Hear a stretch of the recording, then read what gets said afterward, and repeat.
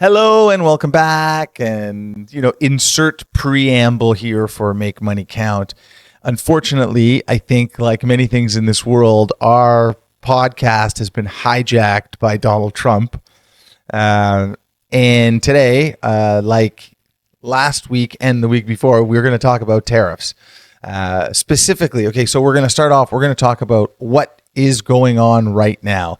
The intent of this show was never really to be like a totally current breaking news program, but we seem to be kind of heading there, at least within our abilities.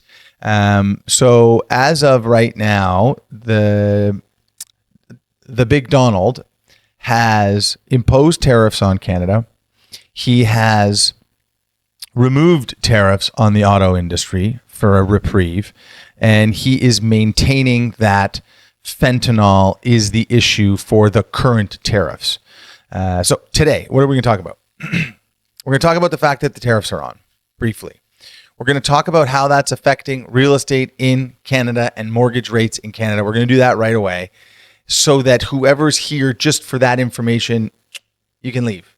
And then we're going to continue to talk about a few things. We're going to talk about, number one, that it's all up to Donnie. We're going to see his new henchman, Howard Lutnick, and how he is parading around, CNBC and MSNBC. I don't think he goes on MSNBC for some reason, but CNBC and Bloomberg Television in order to discuss what's happening and try to counteract the decline in the U.S. stock market, which we know is important to Donald Trump. We're going to talk about what Canada can do, what Canada is doing, and what Donald wants. Good idea? Okay, so let's get started. Number one,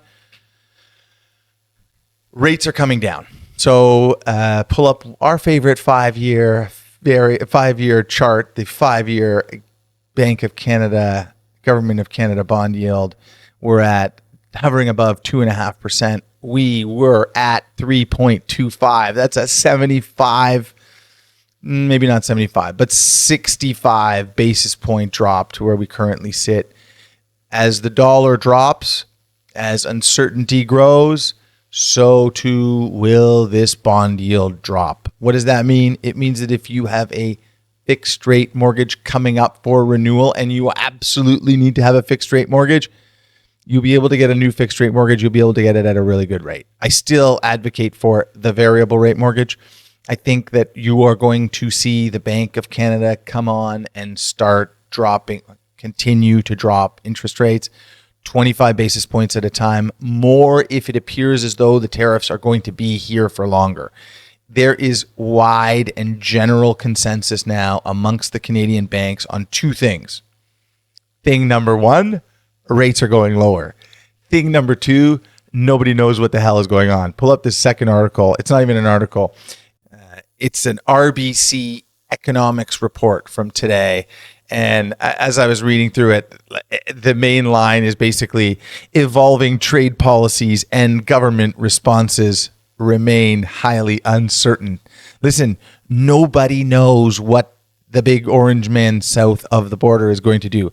I'm going to tell you the way I think this is going to play out. I'm also going to tell you that I'm surprised. I'm surprised because I thought he was playing chess. But this isn't chess. This isn't looking a few moves ahead. If you were looking this many moves ahead, there wouldn't be knee-jerk reactions, right? If he was looking a few moves ahead, he would anticipate that Doug Ford was going to threaten to cut off their electricity or to increase the cost of electricity by 25%. Good one, Doug, by the way. Good one, Doug. And now he wouldn't have thought that he was going to embolden our prime minister.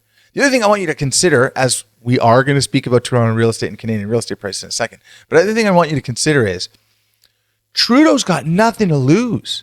He doesn't need that much support from the Canadian populace, but he's getting it because his moves aren't going to cost him an election. Sure, he wants the Liberal Party to stay in power, and look at what's going on with the Liberal power. But Donald Trump, just starting as the president of the United States and losing this strong mandate that he came into power on surrounding himself with all of these guys. Like, I mean, I watched this congressional speech of his. I didn't watch all of it. I watched about 15 minutes of it, but I did watch the procession of his cabinet coming out. And he's basically just selected a bunch of his yes men and buddies, and not necessarily people that are extremely skilled for their respective jobs. So it's not chess. It's barely checkers, and it's going to result in a problem. Okay, Toronto, Canada, real estate market. Okay, bond yields are tanking, right? And the Canadian dollar tanking. What's happening in real estate? It's tanking. It's not tanking in a price action way, but it is being flooded with listings. So there's a ton of supply coming onto the market across Canada. Apparently in the GTA, it's 76% year over year increase in active listings for the month of February. That is a bad number. It is for sure a buyer's market. Rates are continuing to drop, but confidence isn't going to return into this market until the tariff threat is off the table. So I get it. We're talking a lot about tariffs. The reason why we're talking a lot about tariffs is the single most important factor to consider when you are renewing a mortgage or purchasing a home. And that's what I'm trying to advise people on. So if you're renewing a mortgage, take a variable rate mortgage. We still have these prime minus 70s and prime minus 80s, and there's even a couple prime minus 90s kicking around, but like very few of them, and only for like absolute perfect situations. I wish Justin was here. That's right, Justin's not here, so it's just going to be me rambling on for the next 5 or 10 minutes. And if you really need a fixed rate mortgage, the fixed rate mortgages are sub 4%, and they are going lower. You're seeing this action in the bond market as the bond yields decrease. There is a bit more of a lag. Surprise, surprise. When bond yields drop, mortgage rates drop a little bit slower. But when bond yields rise, mortgage rates go up right away. I mean, who would have thought that one, right? Maybe the banks are trying to profit a little bit. But just be aware, as the prime rate continues to drop, we think we're going to see another 100 basis points, maybe 125 basis points this year, maybe 150, depending on what happens with these tariffs. That variable rate will become critically important. There's an old Bank of Canada monetary report that they issued where they say that the best way for Canadian consumers to get access to monetary stimulus is by having a variable rate mortgage and by arranging their mortgage through a broker. They said it. I didn't say it. Okay. It's all up to the Donnie, not Howard Lutnick. This is the next thing I want to say. Howard Lutnick was on Bloomberg television. Let's pull up a clip right now. It is link number 3. And let's play from about the 30-second mark. Well, I think what happened is you have the trade ministers and all the people from Canada really working hard with our Homeland Security people.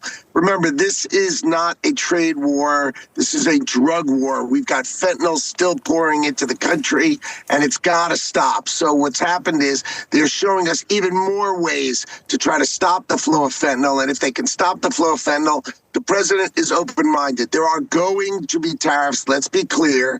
But what he is thinking about is which sections of the market that can maybe he'll consider giving them relief until we get to, of course, April 2nd. But I don't want anybody to forget, April 2nd is the day that we announce our reciprocal tariffs around the world. And so April 2nd is coming, but this is about fentanyl this month. Howard Lutnick, it is not a trade war. It is a drug war. We have fentanyl pouring into the country. I don't know how long it would take to pour the amount of fentanyl that Canada lets slip into the United States from out of a jar, but I don't think it would take longer than about 4 or 5 minutes. 0.2% of the fentanyl that enters the United States comes from Canada. Fun fact, more fentanyl comes into Canada from the United States than goes into the United States from Canada. And when I heard that one, I thought to myself, I thought drug dealers were more efficient than that. You would think that they'd have set up a network to avoid the biggest risk, which is the unnecessary risk of the drug crossing the border, but I guess not. Drug dealers should start working together. You know who else should start working together better? The electrical companies. And we're going to look at that in a second too, because I got a really good graph, a really good chart of how electricity moves between Canada and the United States. The reason why I played that clip about this guy whose face makes me angry, Howard Lutnick, like, oh my God, is just he's just a yes man for Donald Trump, right? And he's telling us that it's not a trade war. What he said in that interview on Bloomberg is he basically said the tariffs that we're seeing right now being imposed on Canada and the United States, the 25%, are only as a result of the fentanyl and the illegal immigrants. The tariffs that are coming in April will be a response to all of the countries that have wronged the United States in their trade policies. The one thing I think we can take for certain is that these guys are full of it. They just want to try to bring factories into the United States. That's it. Donald Trump is looking at an oversimplified plan at these very complex integrated supply chains. And he's saying, you know what? I want to make all the cars and all the parts in the United States so the United States has all the jobs. What he's not realizing is how complex the system is and how effective it is for the multinational corporations that put different pieces and different factories in different countries to create the lowest cost product and maximize their profit. And what we're going to start seeing, and I've heard it already through different CEOs in different industries, is that these multinational, multi-billion dollar companies don't make a decision based on one president and 4 years. These supply chains are so well integrated and so well thought out that they'll wait 4 years. And that's what we're seeing right now in response to the auto tariffs that were supposed to go in as of today. They're off again. And that's a response to the pushback he's getting from the CEOs in the auto industry.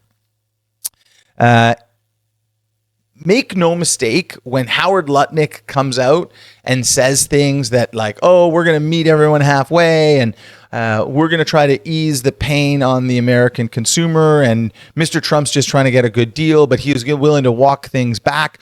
All of that is in an effort to keep the stock market stable in the United States. Trump doesn't want to see the stock market fall. That's a barometer for him as to how he's doing. So this is all, this idea of doing 1 month at a time. Let's just clip it 1 month at a time. We'll give you a reprieve for another month. That is just to play the stock market. But the longer we as Canadians sit by and let Donald Trump and the Americans play this 1 month at a time game with us, each month that goes by, we get weaker.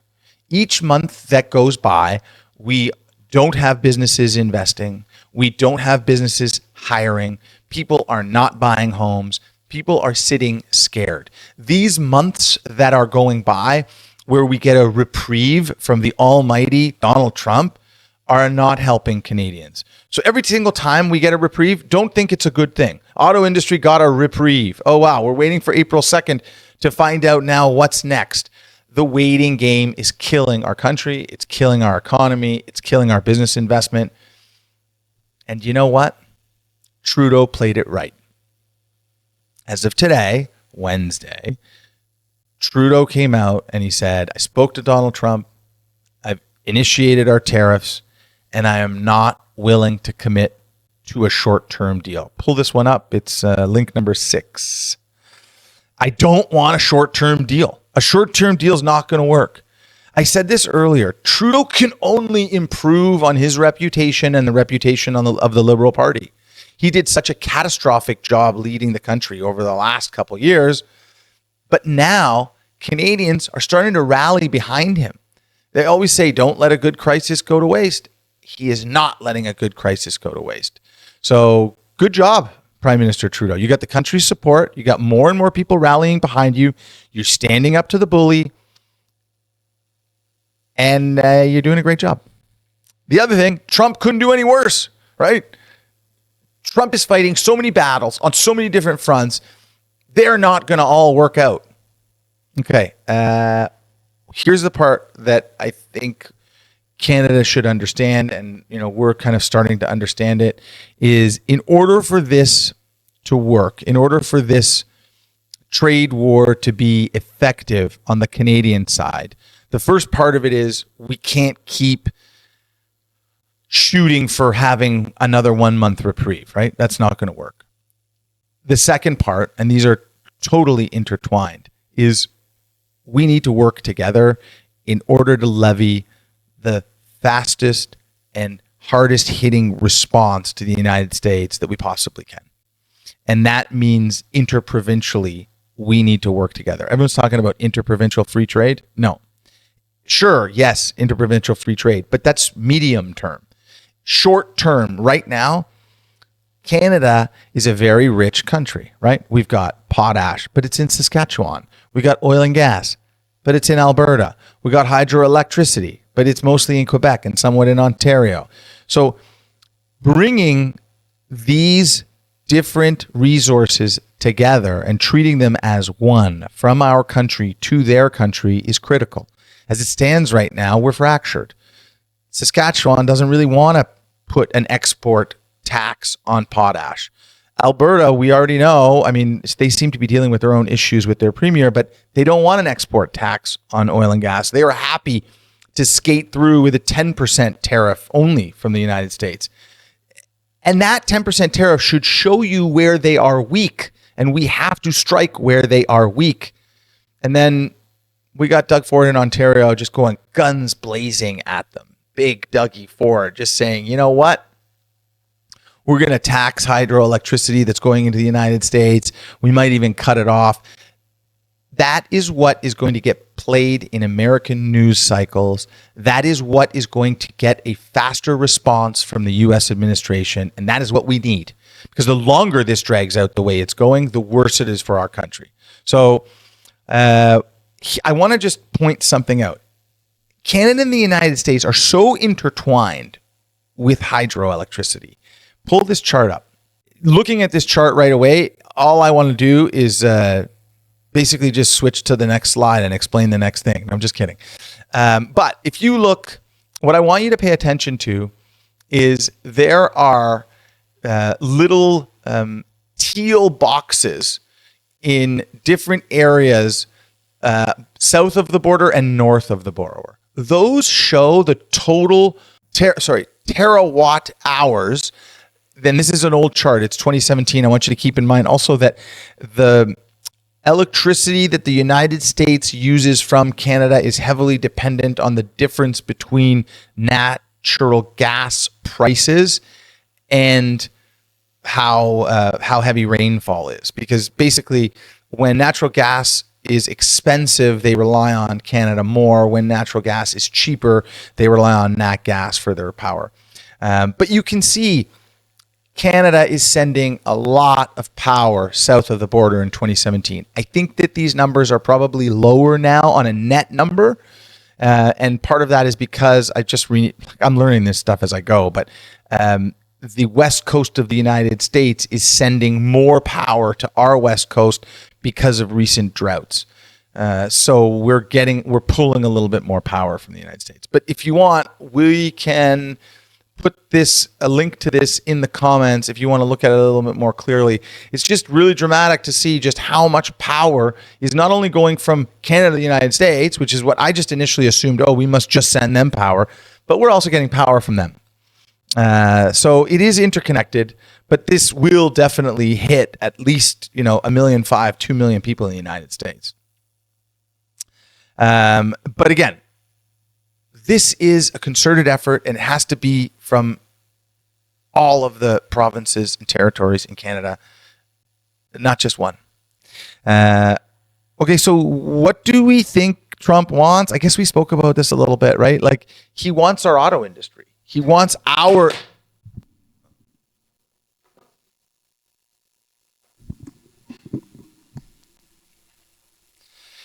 He wants our auto industry. He wants our industry. He wants our employment.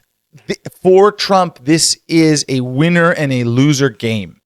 And for him to get what he wants, Canada will lose. So we need to make sure that we punch back right now. I know, like, I read an article, David Rosenberg thinks that we shouldn't do anything.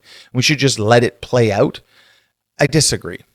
I think that, you're just going to see if you let this play out and you let the tariff sit on Canadian goods, you're going to see a 25% tariff. You're going to see the Canadian dollar fall to 60 cents. You're going to see food prices increase dramatically. You're going to see a lot of pain in Canada. And as a result, you're going to see debt in Canada increase as we try to subsidize that. So it just won't work. We're playing a game of chicken. We're playing with a bully. The only thing he understands is what the stock market is doing and how he is performing in the court of public opinion. And if he starts to perform poorly and the stock market starts to fall, we will get our response in the form of removed tariffs. And right now, we're all just playing into this game that it's about fentanyl or illegal immigration, and it's all bullshit. The one thing I do worry about is I think that the federal government's going to call an election soon in Canada. Go figure that I am saying I'm worried and I want the Liberals to stay in power. I actually don't think it's a bad idea for the Liberals to stay in power a little while longer if Trudeau takes this hardline approach and we can look galvanized behind him. The one thing that I am afraid of with a Liberal government is, does it mean that we are going to open up the coffers COVID style and start helicopter money again and just dump cash on everyone in Canada and just create a problem for us further into the future?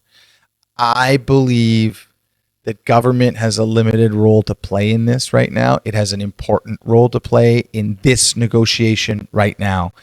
Its job is to put together a galvanized response from Canada. And I believe that if done properly, we will see capitulation on the side of the United States. We will see the tariffs fall away, and we will see some negotiation on the USMCA agreement, but not a whole bunch, because here in Canada, these aren't the drones you're looking for, Mr. Trump. Not here. Meanwhile, I'm going to leave you with this thought. Why doesn't Trump go figure out what Xi Jinping is going to do to him?